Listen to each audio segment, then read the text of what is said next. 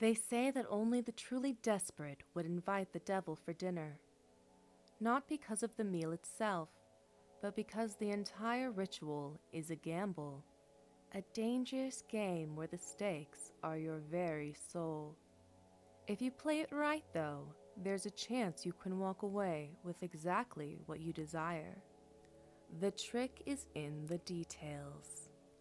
First, you must prepare a meal yourself, homemade and crafted with care. The devil despises laziness.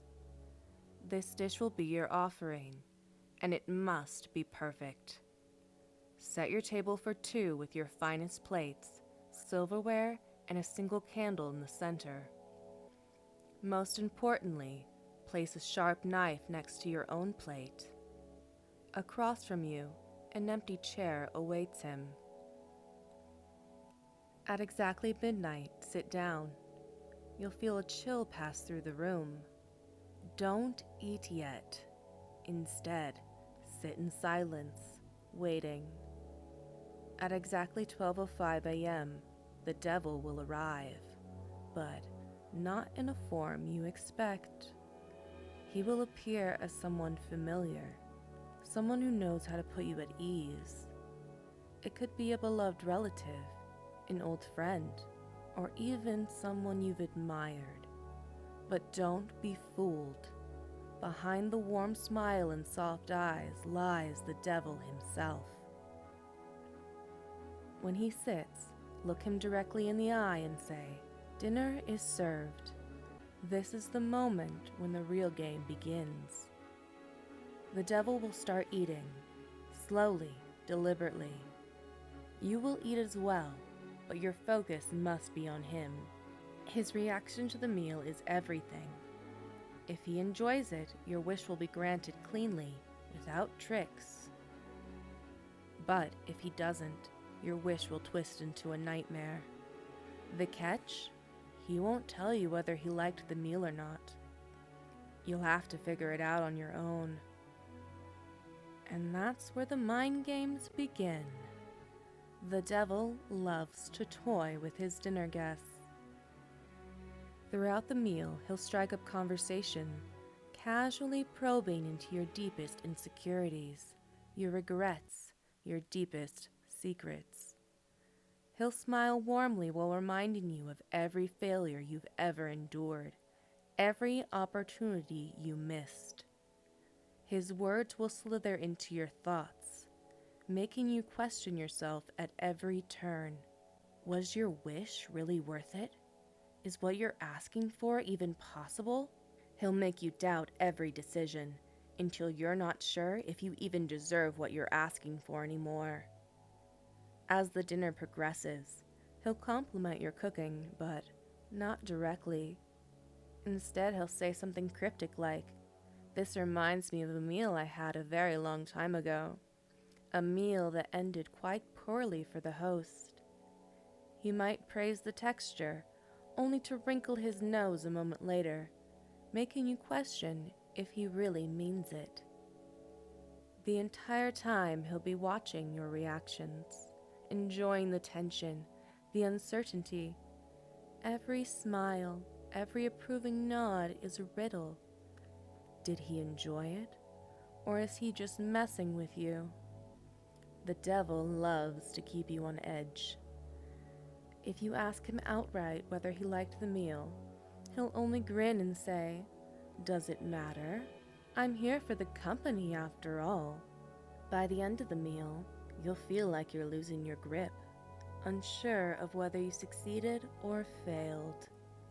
But there's one small window to pull yourself out of the deal if you're sure the meal didn't meet his expectations.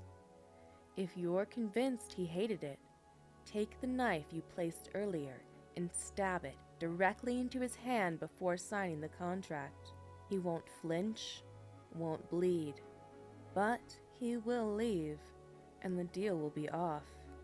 You'll survive, but he'll leave with a smirk that says, "Next time, you won't be so lucky." If, however, you believe he enjoyed the meal, You may sign the contract. Your wish will be granted exactly as you desire, without tricks or hidden consequences. But beware, he'll remind you. You've won this time, but I'll see you again. Once the deal is done, the devil will disappear, and your wish will come true. But you'll never shake the feeling that he's watching, waiting for the next time you're desperate enough to invite him back to the table.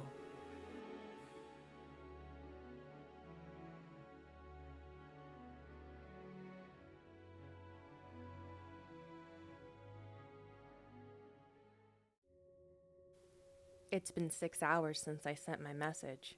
Seen, but no reply. Something must have happened. Maybe he's hurt.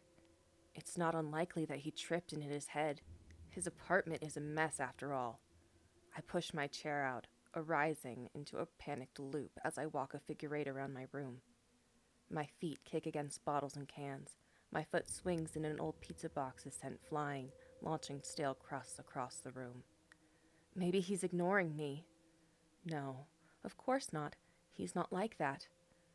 I grab the keys for my car from their spot next to my laptop and head for the door, my foot slipping as I grab for the handle. The door moans as I open it, as if it's begging me not to go. I understand that it's dangerous out there, but he needs me. I slice through the night air in my 96 Corolla, 60-mile-an-hour road signs merely an afterthought. My nerves fray at traffic lights as I rush through the suburbia. Maybe he's just not home. Out with his friends? Saw the message, but ignored it? No. Maybe he wants me to want him. Oh, I want him. I flick my blinker and take the corner wide into his street, clipping a wheelie bin as I widely spin the wheel to stabilize the car. I pull into his driveway and jump out, slamming the door after me in haste. I hurry into the building, a greasy old flat. One would think that it has long since been abandoned, overgrown grass and dirty cracked windows, but I know better. He's never been one to keep up appearances. I barge through the front door and run up the stairs. What if he's hurt? No, I mustn't think like that. But what if? I need to hurry. My throat is on fire by the time I reach the 4th floor, but now is not the time to rest. I barrel toward the unlocked door of his apartment and fly through it. I slip and hit the ground. The door moans to greet me. I skitter to my feet, spying a laptop that sits alone on a desk. I place my keys next to the laptop and sit down. I gasp for air in the chair, staring at the white screen. Blood drips from my forearms and knees, but I don't feel any cut. I throw myself from the chair, walking in a figure eight around my room, sending kicked bottles and cans flying with every step. I snap my eyes to the screen. Seen, but no reply. Maybe he's hurt. I grab the keys for my car from next to my laptop and head out the door. I slip as I grab for the handle, and a hand reaches for my ankle. This house cannot stop me. I kick the hand away, opening the door that moans for help as I run into the night. What if he needs my help? It was 3 years ago. I was 20 and I couldn't keep a job. I was just too lazy, I guess. I finally got one, though. It was at the Hubert amusement park. I was Hubert. Being the park's mascot wasn't a high-paying job, but at least I could live dressing up as a clown. Every day, I would dress up as Hubert and go to the park. Like any clown, Hubert had pure white skin with red markings on his face, frizzy blue hair, a swishy red nose, and baggy rainbow overalls. Anyway, I would arrive at the park at 6:45 to get ready and greet people at the entrance. I made adults and kids alike smile, and sometimes I would make a little kid cry too. Even though the job was kinda boring, the place was exciting for the people.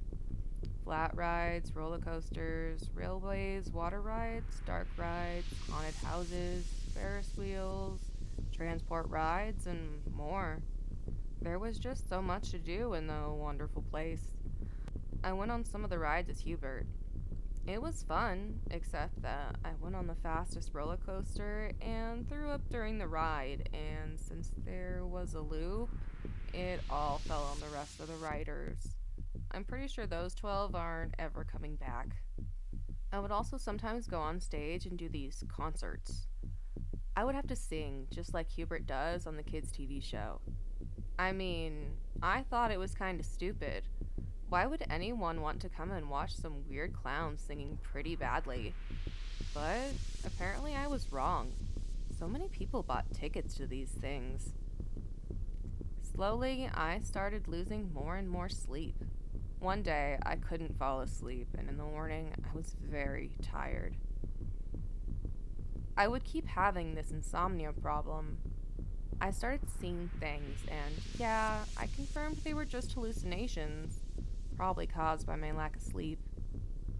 Then, one day, I had a nightmare. I usually don't get those. There was a dark shadow quietly zipping through the forest around the amusement park. He was making this peculiar noise.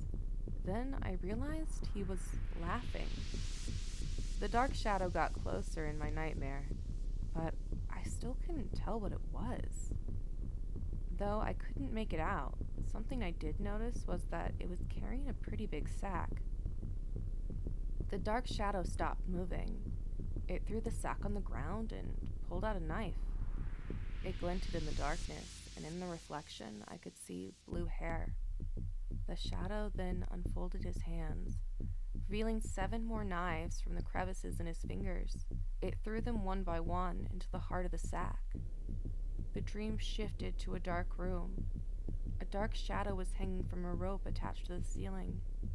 There were knives stuck at its back and blood on the walls. Then I woke up. It was 4 in the morning and I couldn't sleep anymore, so I just sat there, thinking about the nightmare. It was so detailed. It was so real. I decided to walk to work that day just to clear my head. I went to the changing room so I could change into my Hubert outfit. I saw a newspaper lying on the table. I still couldn't get whatever that thing was out of my head, so to hopefully not think about it, I started reading the newspaper. Stuff about famous entrepreneurs, car companies, TV shows, robberies, protesters, and a guy going missing. I remember very well that the person missing section caught my eye. Joe Sampler. That was his name. That day was just like any other. I was finally starting to forget about my dream and having fun as Hubert. And every day after that was the same. Being Hubert, having fun, being tired because of not having enough sleep. Sleep wasn't that important. I'd just drink a coffee or something. Then a week passed, then a month. There was a lot of drama about people going missing. The police sucked. Somehow they still didn't know how people were going missing. Anyway, I went home and cooked myself a tasty dinner. Then there was a weird noise. Thump. It came from my basement. I decided to go check it out to see what happened. I walked down the stairs, not prepared for what I was going to see. I turned on the lights, and for some reason, all but one light was off. And then I saw it. There was blood splattered on the walls, and just like my nightmare, things were hanging from the ceiling. People were hanging from the ceiling. All of them looked around the same age. They looked worse and worse the farther I walked down the line. Eyes gouged out, tongues cut in half, teeth gone, hair pulled out, knives in their back, toes and fingers cut off, gashes and stab marks everywhere. I immediately ran up the stairs and vomited from the sights. Then it came to me. I put the pieces together. It was me. I killed all of these innocent people. that nightmare I had wasn't a nightmare. It was real.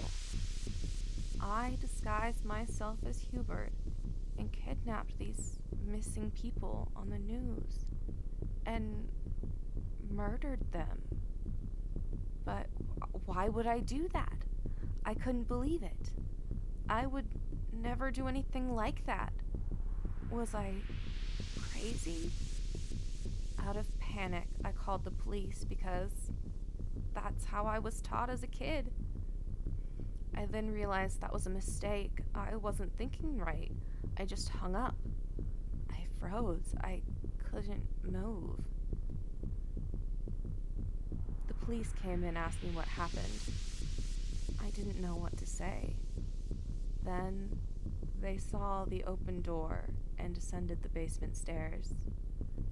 I told them it couldn't have been me. It must have been someone or something that had framed me. But in reality, I didn't know if it was me or not. They handcuffed me and put me in the police car. Then I saw it. Right when the car started moving, I saw Hubert. He held knives in one hand and waved to me with the other. I didn't know what Hubert wanted to do with me, but I knew then that it wasn't me. I frantically told the police that I just saw the killer, but they just told me to shut up. They all thought that I was mentally insane, but I know what I saw. They put me on trial, and I was put in prison. I hate being here. I don't know for sure if I'm mental or not, but I do know that Hubert is real.